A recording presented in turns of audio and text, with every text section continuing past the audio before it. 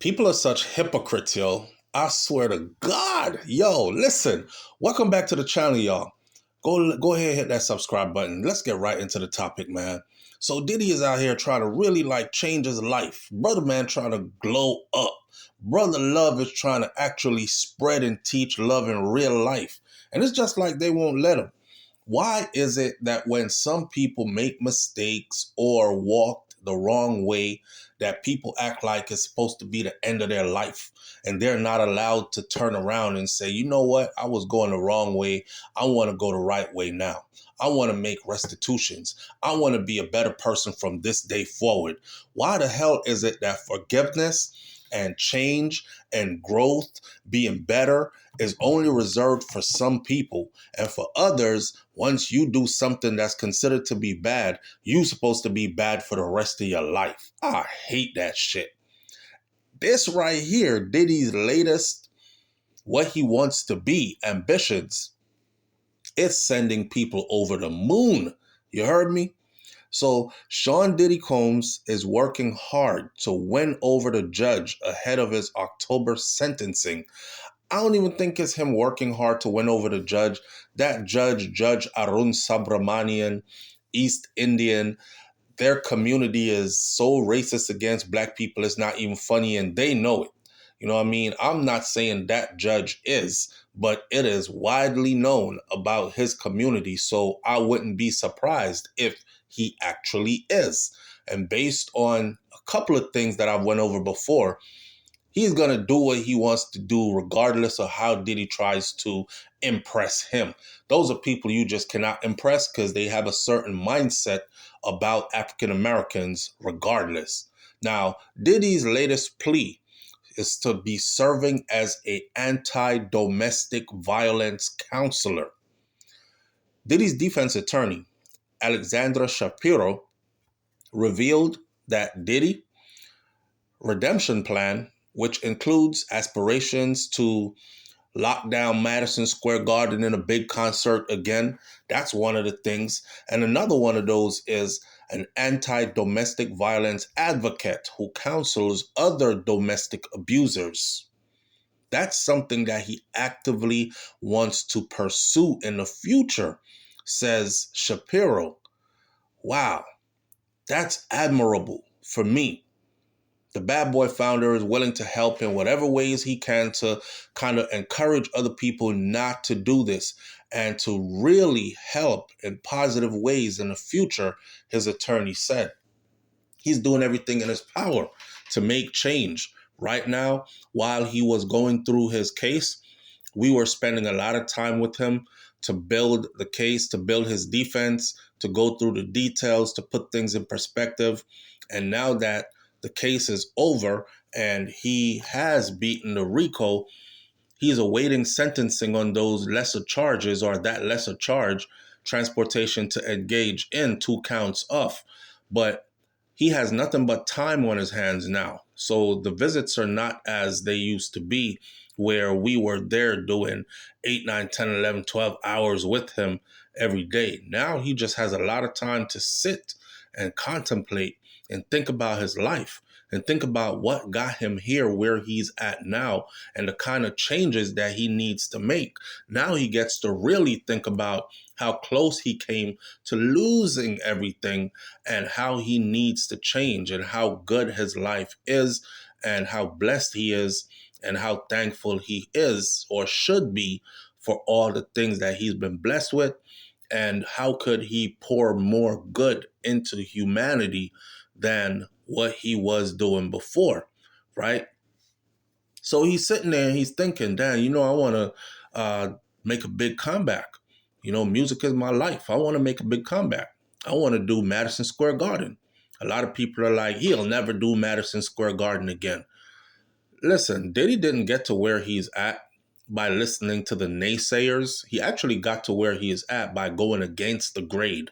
He got to where he is at by cringing people who thought, he can't rap. He sounds so bad. Boom, sold millions of copies.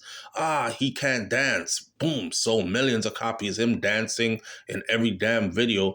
He can't this, he can't that. And everything they said he can't, he actually did and did it over the top. So now saying he can't do a comeback where he'll sell out Madison Square Garden, you are wrong, because he can do it, especially with who he got with him. The one person who showed up for him, and that one person is Kanye West. And as bad as everybody might want to talk about Kanye in the media, he sells shows out. Now, with that said, Kanye and Diddy at Madison Square would be crazy. We'll see how that goes. Now, back to the part where he wants to be able to counsel other domestic abusers, and he wants to be somebody who wants to encourage them, somebody who wants to live in a more positive way and help people in a positive way towards the future. The idea is that he would work with programs and be able to go in and to talk to people, to talk to especially the youths, and to talk to others about the issues in a proactive way, that he can advocate for this, his attorney said. And sometimes people like him can be the best spokesperson to try to help. Well, everybody out here is going crazy. Hell no, that's the worst person to do that. I don't want to see him going around nobody talking to nobody. I think that is so bullshit. Do you know that some of the best drug counselors that are able to get people off heroin and fentanyl and dope, whatever, are people who were actually on it themselves? They can look at you and say, listen, I've been where you've been. So they don't look like somebody who sits on a high horse, who might have been judging you and the type of people who are like you, who've been down and out on drugs. They've been where you've been. When a counselor can say, hey, 10 years ago, I was in the streets doing things I never thought I would do. I saw a female counselor, and she was saying, 15 years ago, I was prostituting. I was out in the streets, lost my mind on drugs, going from car to car, had a pimp, I was prostituting, I was living dirty, foul. And I knew I had to change my life. You know that woman cleaned herself up so good because of another person who was a drug addict who turned counselor, who ended up counseling her. And she in turn decided she would pass it on. And she ended up cleaning herself up from rehab. She went to college. She got a degree. Then she got another degree. Then she got another degree. And now she works with the government and she counsels people who are hooked on drugs. And she is saving a lot of lives. So just like how some of the best counselors for drug addicts is somebody who has been there before, just the same way how some of the best people to deter youths from going into gangs are former gang members. I see these videos all the time, just like how the people who make the best counselors and the best sensible talkers to people who are in trouble, like troubled youths who are heading to prison, are people who have been to prison.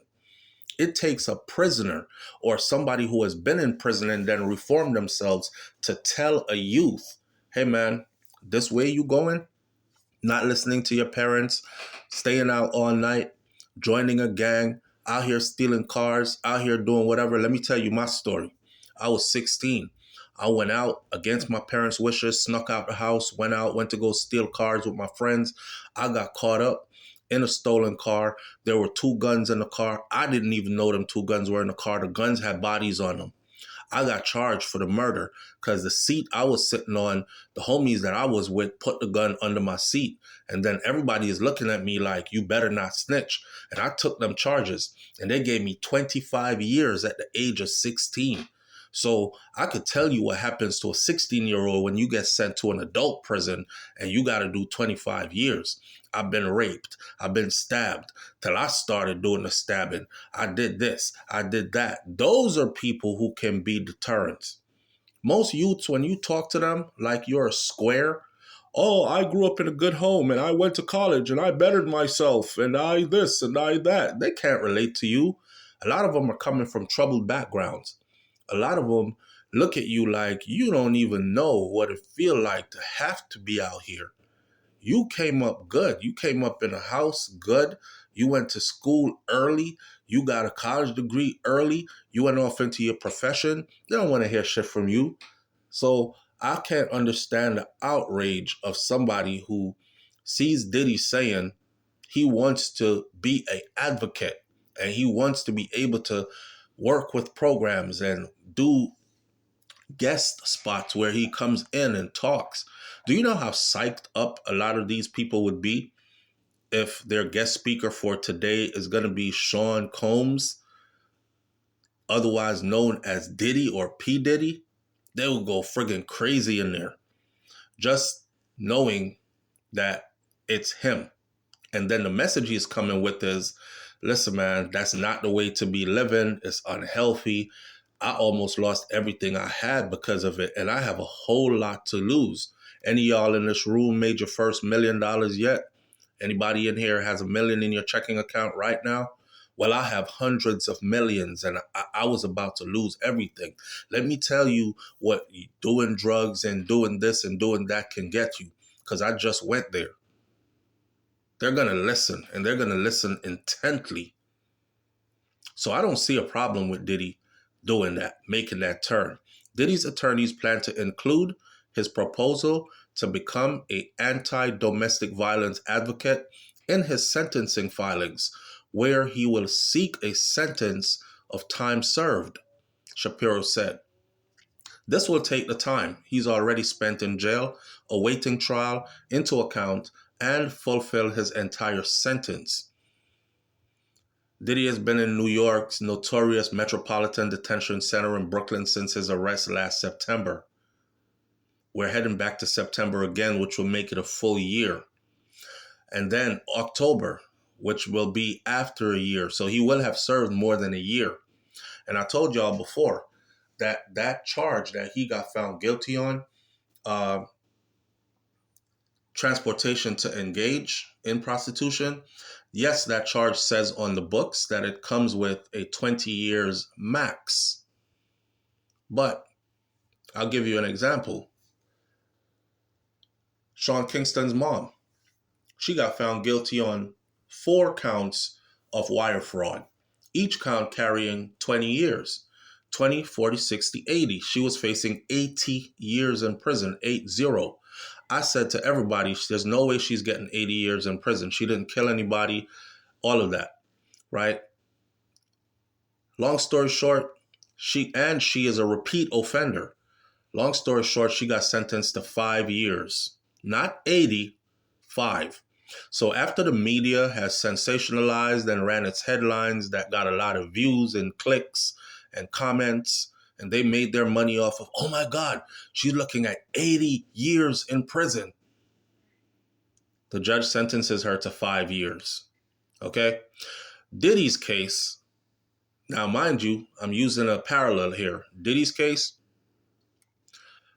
transportation to engage in prostitution carries 10 years.